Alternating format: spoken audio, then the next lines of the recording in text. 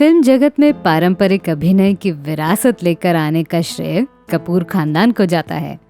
आज उनका एक क्षत्रिय राज जरूर है, पर ऐसा भी नहीं है कि सिर्फ कपूर खानदान अभिनय की विरासत संभाले हुए है। एक परिवार ऐसा भी है जिन्होंने हर पीढ़ी में हसीन अभिनेत्रियां फिल्म जगत को बहाल की हैं, चाहे वो 40 का दशक हो या 70 का दशक। इनके परिवार की अभिनेत्रियां अस्थायी रूप से दर्शकों के दिलों में जगह बनाई हैं। 90 का दशक आते आते इनके परिवार ने फिल्म जगत को काजल के रूप में प्रतिभावान अभिनेत्री दी है। सीते, आज तो तुम बड़ी प्रसन्न दिखती हो।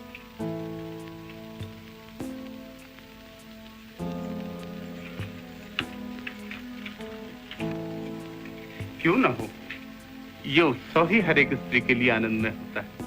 हाँ आर्य पुत्र, लेकिन आज के उत्सव में सबसे ज्यादा आनंद तो मुझे तापसियों का दर्शन करके हुआ। क्या सोच रही हो देवी? जी में आता है कि एक बार फिर से पवित्र तपोवन को देखूं, तापसियों और ऋषि कन्याओं के साथ आनंद मनाऊं और पुण्य सुरीला भागीरथी में स्नान करूं। ठीक है, इन दिनों में ऐसी पवित्र इच्छा का होना बड़े भाग्य की बात है। जल्द ही मैं तुम्हारे तपोवन जाने का प्रबंध करूंगा। नहीं, मुझे महाराज राम से मिलना है, मुझे उनके दर्शन कराइए। मैं सब कुछ उन्हीं से कहूंगी, मुझे जाने दीजिए, जाने दीजिए मुझे। ये रोने की आवाज कैसी? हेलो दोस्तों, मैं अनामिका आई हूँ कहानी लेकर शोभना समर्थ जी की, आपके अपने channel biography and real life story पर। अगर आप भी शोभना समर्थ के बारे में जानना चाहते हैं तो इस वीडियो को अभी लाइक करिए, और आपके एक लाइक से हमें अन्य वीडियोस बनाने की प्रेरणा मिलती है। दोस्तों, आपको लग रहा होगा कि शोभना समर्थ ने अपने परिवार में अभिनय की परंपरा शुरू की है, पर ये बिल्कुल गलत है।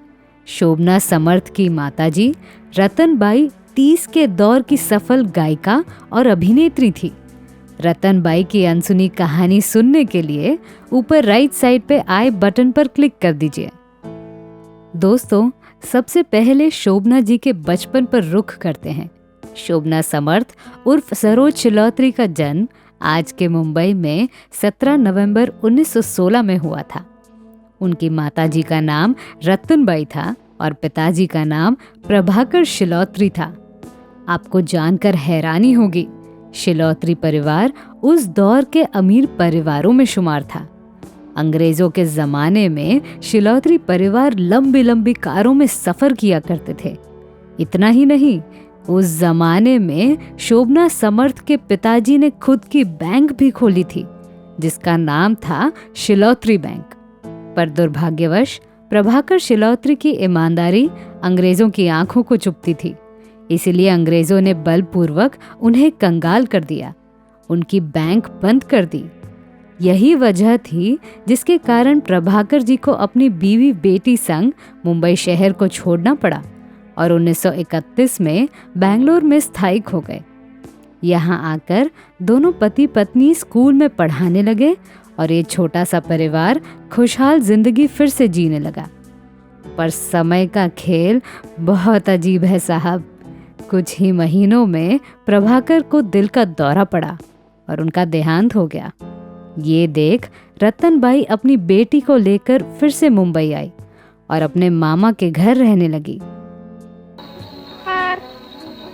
न बोलो, मैं खुद महाराज से पूछ लूंगी। कल ही तो मुझे लौट आना है ना?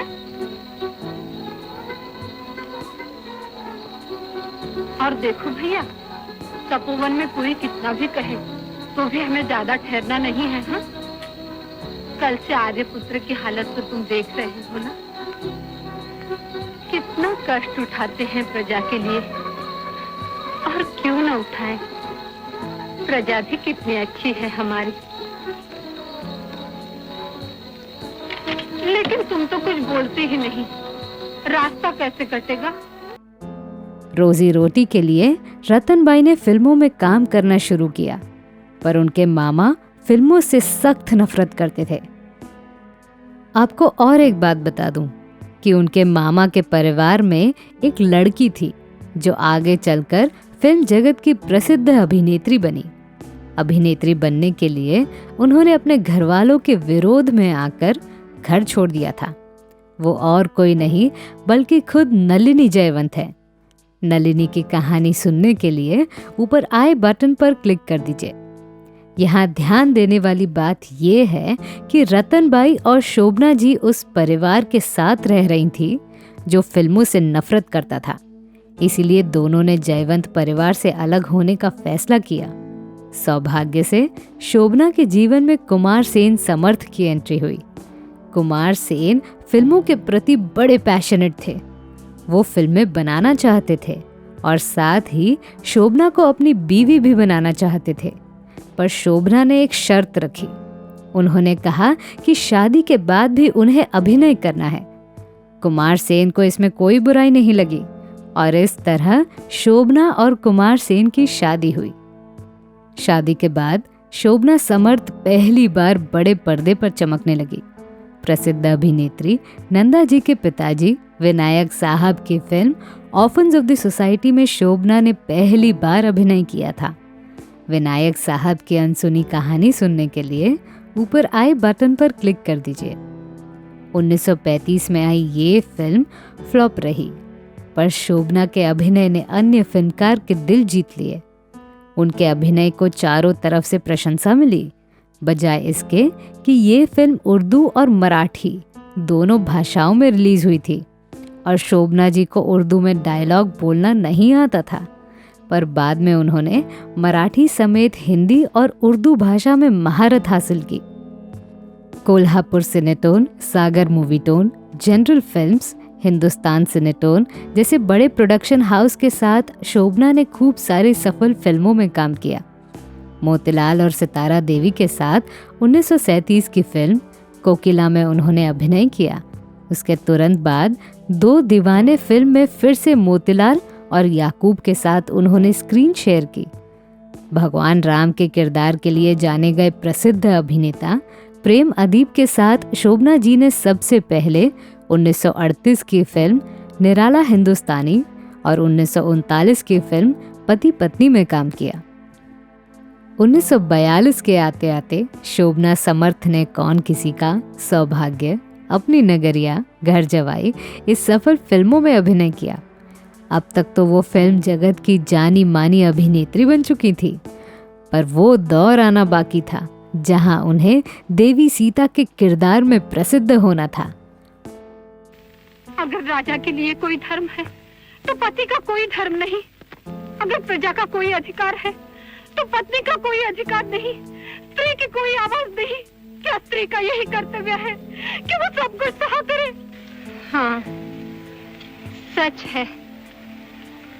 राम के वंश के लिए मुझे जीवित रहना चाहिए।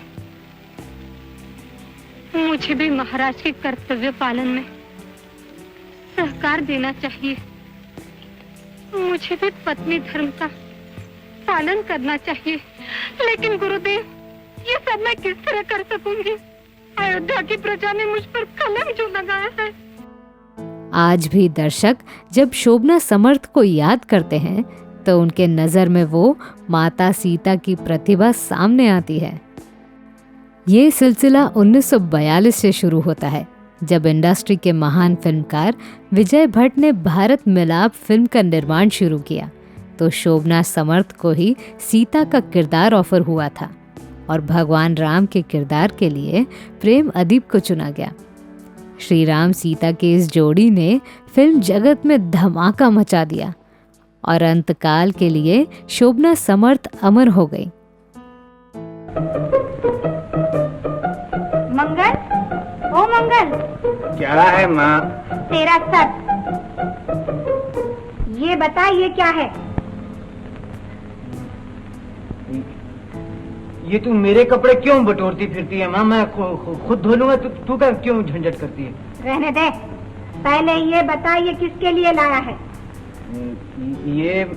वो डमरू है ना अपना डमरू, मैं वो डमरू के लिए लाया था ये। अच्छा, डमरू के लिए लाया है? हाँ, मैं डमरू के। जरा इधर तो आ, उठ उठ उठ। हाँ। अरे ये कहाँ ले जा रही है माँ? बताती हूँ। ये झांझन ये भी डमरू के लिए ही लाया था ना, और ये बूंदे भी डमरू पहनेगा। ये टीका, ये कड़े, ये अंगूठी सब डमरू के लिए है। पर तुम मेरा कान तो छोड़ माँ। मैं पूछती हूँ बुद्धू, जब तुझमें उस लड़की से बात करने की हिम्मत नहीं तो ये सारा जंजाल किसके लिए खरीद खरीद कर लाता है? किस लड़की से माँ? दुर्गा से, और किससे? अपने जीवन काल में शोभना जी ने 40 से ज़्यादा फिल्मों में काम किया। 1985 में रिलीज हुई घर द्वार उनकी आखिरी फिल्म थी। अपने बेटियों के संग उन्होंने 2 फिल्मों का निर्देशन भी किया। वो 2 फिल्मों का नाम है 1960 की छबीली और 1950 की हमारी बेटी। दोनों बेटियां तनुजा और नूतन का करियर बनाने में भी शोभना जी का हाथ है।